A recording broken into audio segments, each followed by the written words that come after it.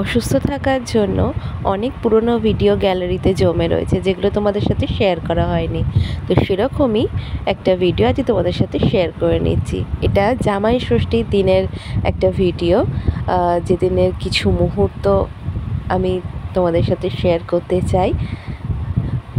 তো সেদিনকার বানিয়েছিলাম হচ্ছে বিরিয়ানি।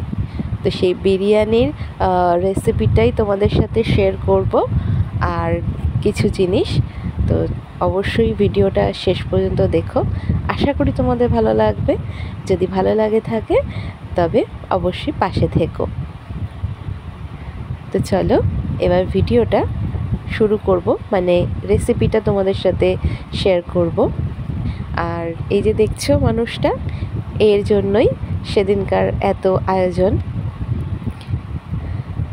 আমার মা নেই, তো সেই কারণে আমি তার জন্য কিছু স্পেশাল করে বানিয়ে দিয়েছিলাম। তো সেই জিনিসটা তো আমি পূরণ করতে পারবো না, তাই কিছু ভালো খাবার রান্না করেই হলো যে তার সামনে দিলাম, তার সেটাই ভালো লাগবে। চলো রেসিপিটা শুরু করা যাক। এনে হাঁড়িতে জল গরম করতে বসিয়ে দিয়েছি। এবার এর মধ্যে দিয়ে দেবো আমি গোটা গরম মশলা,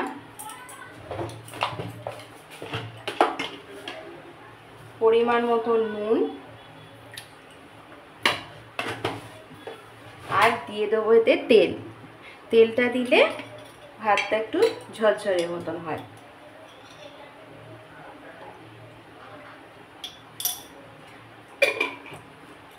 তোমরা ভাবছো আমি সর্ষের তেল কেন দিলাম, তো আমাদের ঘরে সাদা তেল একেবারেই আসে না, তো সেই কারণেই আমি অল্প পরিমাণ একটু সর্ষের তেল দিয়ে দিয়েছি। এবার জলটা গরম হলে এর মধ্যে আমি চালটা দিয়ে দেবো। আর দেখো এখানে আমার প্রেসার কুকারে আলু সেদ্ধ করা হয়ে গেছে। আর এখানে এবার মাংসটা আমি একটু ম্যারিনেট করতে রেখে দিয়েছি, ওটা রাখা আছে ম্যারিনেট করা, সেটাও তোমাদের দেখাবো আমি। তো জলটা গরম হয়ে যাক, তারপর তোমাদেরকে দেখাচ্ছি। আবার জলটা গরম হয়ে গেছে, এবার আমি এতে চালটা দিয়ে দেবো। আমি এখানে 500 গ্রাম বিরিয়ানির চাল নিয়েছি।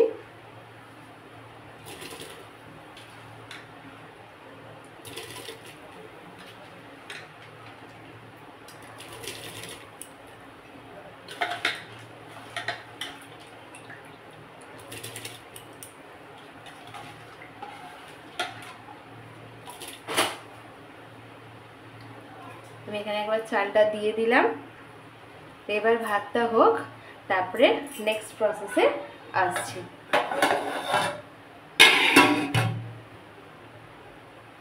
মাংস ম্যারিনেট করে রেখে দিয়েছি, এবার এই মাংসটা বসাবো ভাতটা নামিয়ে।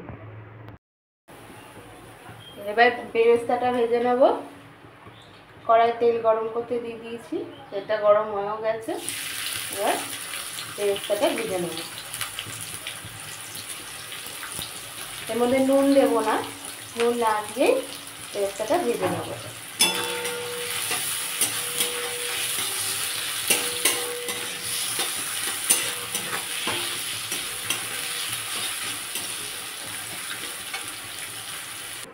দেখো বেরেস্তাটা ভেজে রেখে দিয়েছি। এখানে আলুগুলো ভাজা হয়ে গেছে, এবার আলুগুলোকে তুলে নেব।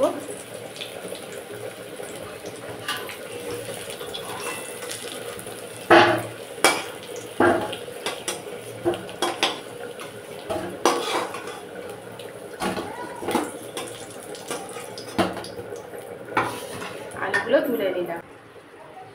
এবার কড়াইয়ের মধ্যে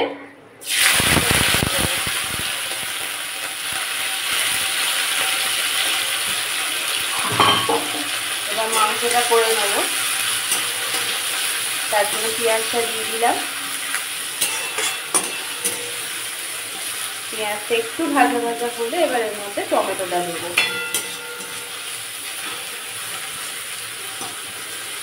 আমি খুব সিম্পলভাবে বিরিয়ানিটা রান্না করছি।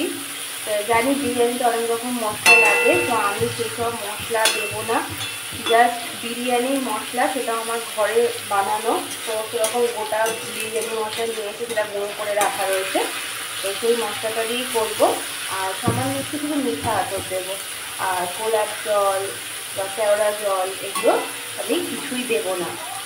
খুবই সিম্পলভাবে ঘরে যা জিনিসপত্র রয়েছে সেগুলো দিয়েই আমি বিরিয়ানিটা রান্না করছি। আর ভিডিওটা তোমরা পুরোটা দেখো। আর ভিডিওটা যদি ভালো লেগে থাকে তাহলে অবশ্যই এটা লাইক শেয়ার কমেন্ট করে দিও। আর যারা পুরনো বন্ধু আছে তারা অবশ্যই আমার পাশে থেকো, আর যারা নতুন আছো তারা চ্যানেলটিকে সাবস্ক্রাইব করে পাশে থেকো। তো চলো এবার বাকিটা করি, তোমার সঙ্গে থাকো, দেখতে থাকো।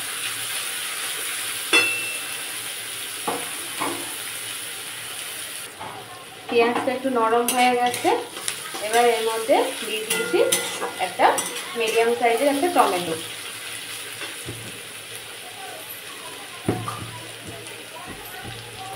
এবার এতে সামান্য একটু নুন দেব।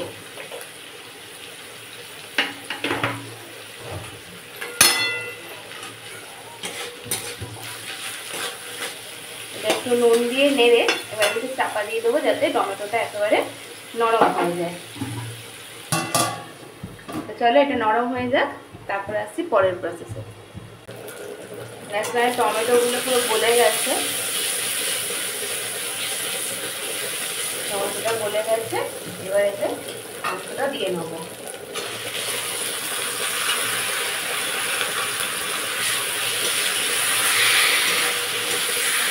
ম্যারিনেট করা মাংসটা দিয়ে দিলাম।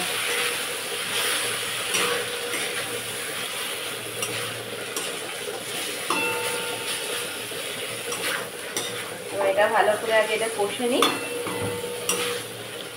তারপর আবার তোমাদের আবার দেখাচ্ছি। দেখো মাংসটা আর আলুটা পুরো মশলা দিয়ে আমার কষানো হয়ে গেছে। এবার আমি বিরিয়ানিটাকে মিশিয়ে নেব। চলে এবার মেশাবো, দেখাবো তোমাদের। দেখো এবার আমি বিরিয়ানিটাকে মিশিয়ে নিচ্ছি। প্রথমে আগে আমি এর মধ্যে ভাতটা দেব, রাইসটা।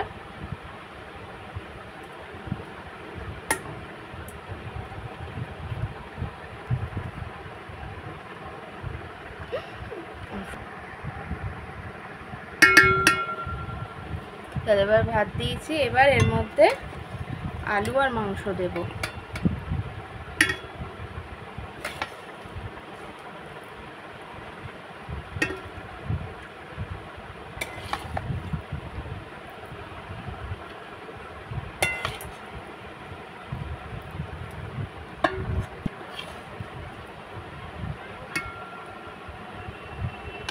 এবার আবার এর মধ্যে আরেকটা রাইস দিয়ে নেব।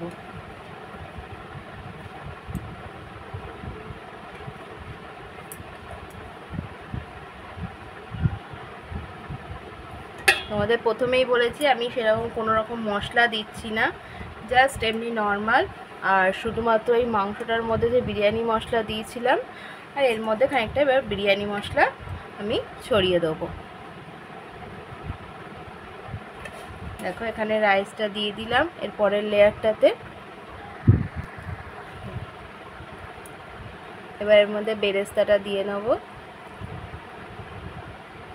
এবার এতে বিরিয়ানি মশলাটা দেব।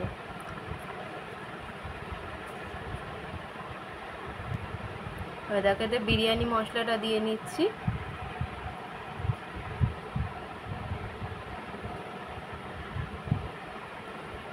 এবার বাকি যে মাংস আর আলুগুলো রয়েছে সেগুলো এর মধ্যে দিয়ে দেবো।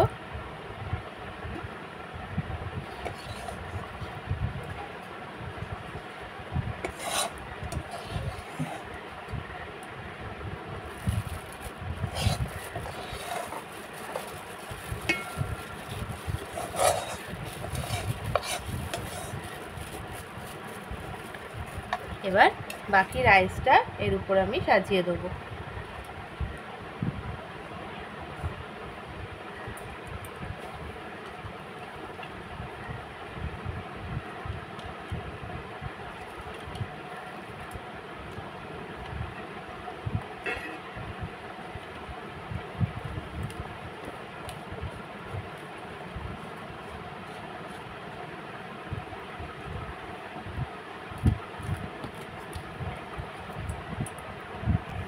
এর মধ্যে এবার আরেকটুখানি বিরিয়ানি মশলা দিয়ে নেবো এর উপরে। খুবই সামান্য।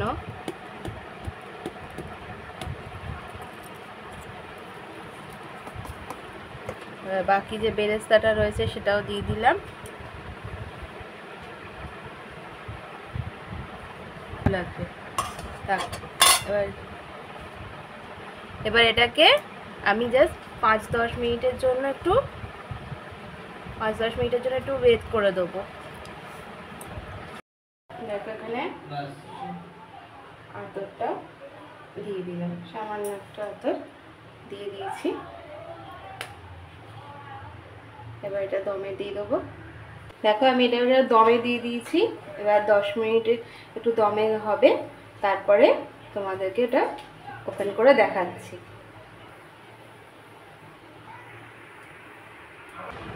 দেখো দম থেকে নামিয়ে নিয়ে এবার চলে এসেছি। এই যে আমাদের বিরিয়ানি একেবারে রেডি।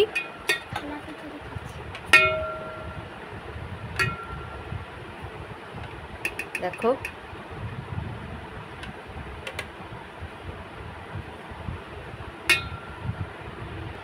যে দেখো এবার আমি বিরিয়ানিটা তুলে নিচ্ছি। যে মাংস আর হচ্ছে এই রাইস, একদম ঝুরঝুরে রাইস হয়েছে।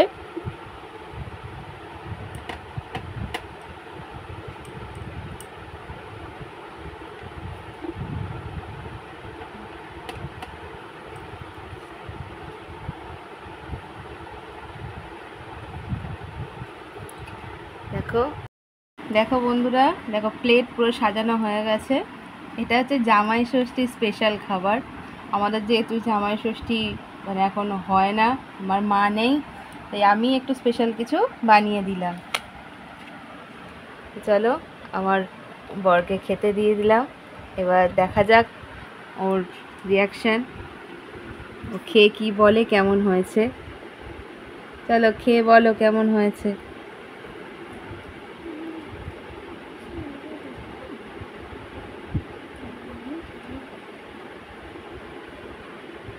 কেমন হয়েছে বিরিয়ানিটা? দারুণ, থ্যাংক ইউ। ওয়েলকাম।